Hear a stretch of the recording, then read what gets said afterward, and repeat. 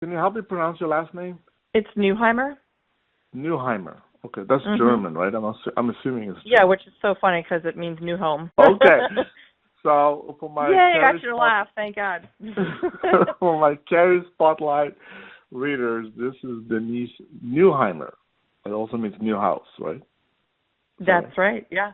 That's right. And you're a realtor in Cary. You serve, I guess, the whole triangle. Is that correct? The whole triangle. That's correct, yes. Yeah. Okay, cool. And we have you on this line where we could get to ask you your expert opinion on a couple of questions that come in. And the first one, right off the bat, is how do you anticipate the market shifting in the next 6 to 12 months? Well, first of all, thank you for having me, Chris. I really appreciate it. Yeah, I'm with Coldwell Banker Advantage. I do serve the surrounding area as well as the Triangle. And it's a great question and one that comes up often. I'm sure you know that I'm referring to interest rates. Prices have been, something that has gone up, of course, but interest rates people are really paying attention to. And up to this point, we've already dropped just over a half a point in the last 6 weeks. And the Federal Reserve is meeting today, expected to drop at least another quarter point.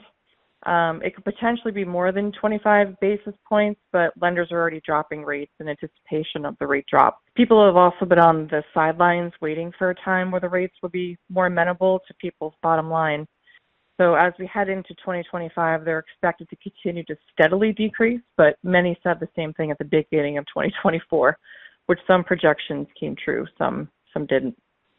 But what I'm telling clients is don't wait for the frenzy because overpaying is really not on anyone's bucket list, right? So that's pretty cool.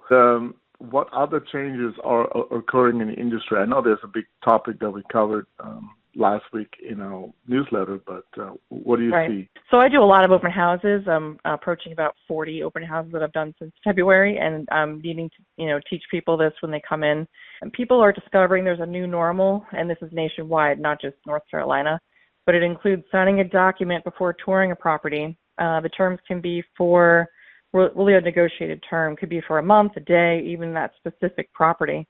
And prior to this change, people had an opportunity to see properties and also try an agent on for size, if you will, without signing a document and basically see if they want to work together.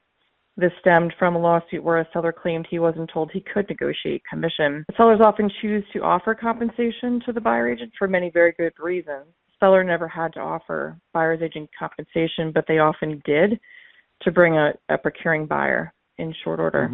The one thing that hasn't changed is everything is and has always been negotiable. And how do you educate your clients about these changes and setting realistic expectations?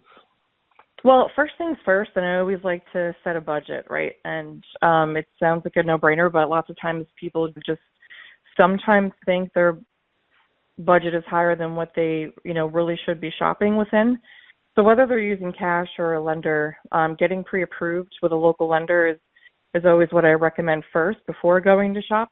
Getting prepared on, what to expect because not every state has due diligence. Due diligence is relatively a newer thing. In 2010 is really when we started to see that and became more prominent.